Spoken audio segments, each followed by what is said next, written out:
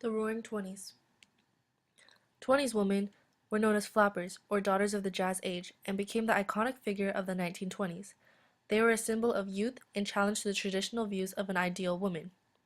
They rebelled against the stereotypical views that were expected out of a woman. Traditionally, long, luxurious hair, tailored gowns, and an hourglass figure was a model of a feminine woman. Flappers cut their long hair, stopped wearing tight corsets, and began to wear makeup. They challenged traditional values and often shocked their elders by engaging in activities that were previously limited to men, such as smoking cigarettes and drinking alcohol. Older generations saw a woman's interest in sex as immodest, but flappers believed that both genders have sexual desires and it isn't something to be ashamed about. They loved listening to jazz music, hence the title Daughters of the Jazz Age, and also loved doing wild dances to them that would be labeled as wild and obscene by traditional viewpoints. They enjoyed the speed and risk of automobiles and insisted on being not only the passenger, but also the driver. In this video, this portrays a flapper girl in the 1920s around the ages of 17 and 18 years old.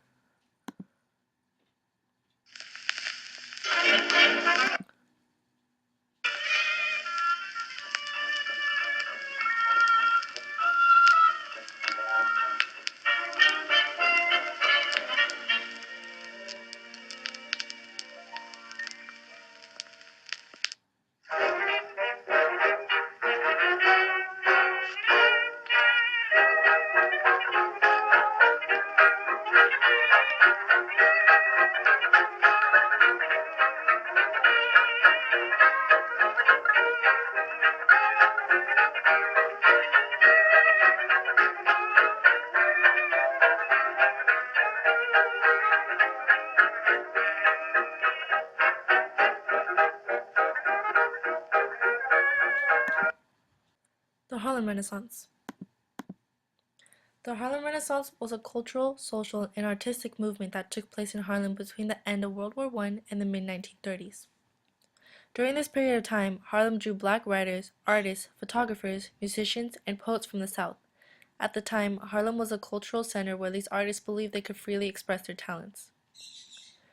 Langston Hughes and Claude McKay and Countee Cullen were few among the many artists whose work received recognition during this period. The Harlem Renaissance's greatest impact was its reinforcement of race pride among the blacks. This video was a song that would be typically listened to in the 1920s. This is Duke Ellington's It Don't Mean a Thing.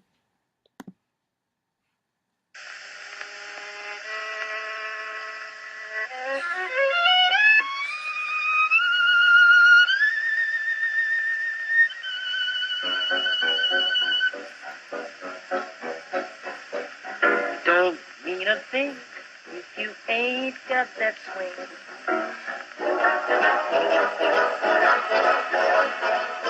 It don't mean a thing, all you gotta do is swing.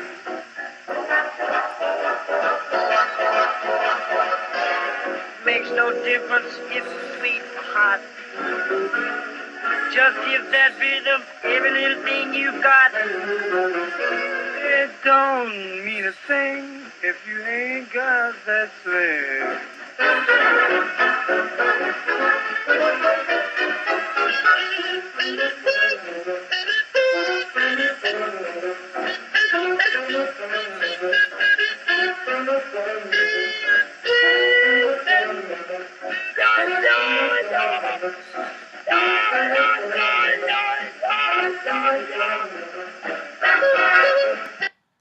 As you can tell, jazz music was very popular, especially during the Harlem Renaissance. Fundamentalism and Scopes Trial. Fundamentalism was a religious movement among the 19th and 20th century Christians. They believed that the statements in the Bible are literally true and lived within the strong conformity of it. The Scopes Trial was a battle between fundamentalists and evolutionists over public school curriculum. Fundamentalists were concerned about the teachings of evolution at school because Darwin's theory of evolution challenged religious creationism. Since fundamentalists interpreted the Bible literally, they viewed the education of evolution as a serious threat to their religion. The Scopes trial definitely did not end the debate over the teachings of evolution, but it did contribute to a significant setback for fundamentalists. Of the 15 states, only 2 states enacted laws restricting the teachings of Darwin's theory. This video gives you an idea of what the Scopes trial was like. Darwin took us forward to a hilltop, from where we could look back and see the way from which we came. But for this insight and for this knowledge, we must abandon our faith in the pleasant poetry of Genesis. We must not abandon faith. Faith is the most important thing. Then why did God plague us with the power to think? Mr. Brady, why do you deny the one faculty of man that raises him above the other creatures of the earth? The power of his brain to reason. What other merit have we? The elephant is larger, the horse is swifter and stronger, the butterfly is far more beautiful, the mosquito is more prolific, even the simple sponge is more durable. How old do you think this rock is? I am more interested in the rock of ages than I am in the age of rocks. Dr. Page of Oberlin College tells me this rock is at least 10 million years old. Well, Colonel Drummond, you managed to sneak in some of that scientific testimony after all. Look, Mr. Brady, these are the fossil remains of a marine prehistoric creature found in this very county and which lived here millions of years ago when these very mountain ranges were submerged in water. I know. The Bible gives a fine account of the flood, but your professor's a little mixed up on his dates. That rock is not more than 6,000 years old. How do you know? A fine biblical scholar, Bishop Usher, has determined for us the exact date and hour of the creation. It occurred in the year 4004 BC.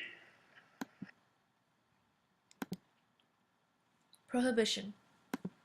The Prohibition era began on January 19, 1920, and outlawed the production, selling, and consuming of alcohol. A permanent ban on the sale, transportation, and consumption of alcoholic beverages was enacted by the passing of the 18th Amendment in 1917. By the time the 18th Amendment was repealed, it was obvious that prohibition was a failure. Instead of promoting greater health, it increased the legal manufacture and sale of alcohol. These alcoholic beverages oftentimes contained far higher alcohol concentration and were way more dangerous to consume than the traditional beer, wine, and spirits. Urban sprawl and automobiles. Urban sprawl was the spread of urban cities into the surrounding rural areas due to new means of transportation in and out of the cities. The discovery of the steel structure allowed for buildings to be built upward without collapsing. This allowed cities to create more square feet for businesses without taking up too much space from the streets, thus beginning a huge demand for jobs and businesses in the city. Farmers started to travel into the city by growing crops. By growing crops, they were always unsure whether or not they would have a good harvest season or were scared of the waste of time and lack of profit. They began to come to the city to look for more stable factory jobs. Families moved out of the city to find homes in the surrounding rural areas in hopes of giving their children a better childhood away from the hypes of the city. They wanted to raise their children in an environment where they could explore and enjoy nature. They would also receive a better education, which would not be found in the city. Immigration and quota system. The quota system, established in 1921, limited the number of immigrants that came to America. These immigrants came to America to escape their countries, to escape prosecution, and to find freedom in America, or were in search of employment. Over 3.5 million immigrants came to America, half of them coming from Southern Europe and Eastern Europe.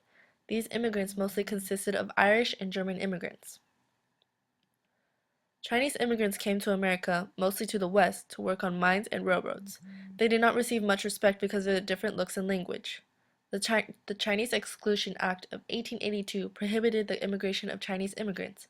However, those who were already residing in America, which was about 105,000 people, were denied proper treatment and education by San Francisco until the Supreme Court demanded them to give Chinese proper education. As for German and Irish immigrants, most of the immigrants came from their homelands as farmers. The Irish resided in cities such as New York and Boston. The men took on low-wage jobs at first, but in time, their window of opportunities expanded and more jobs were open to them. The women worked in factories and domestic servants for upper class. The Germans, on the other hand, immigrated to America and took on farming jobs. Some artisans came as well and worked as entrepreneurs in the city. Bismarck himself had said, "The better it goes for us, the higher the volume of immigration." So in conclusion, the 1920s was a huge turning point for America. The diversity in ethnicities was growing, there were more job opportunities available, the city life was introduced and received a lot of hype. Women were becoming more powerful, and technology and automobiles, radios, microwaves, vacuums, and all types of technology that would make life much more efficient sprouted in the 1920s.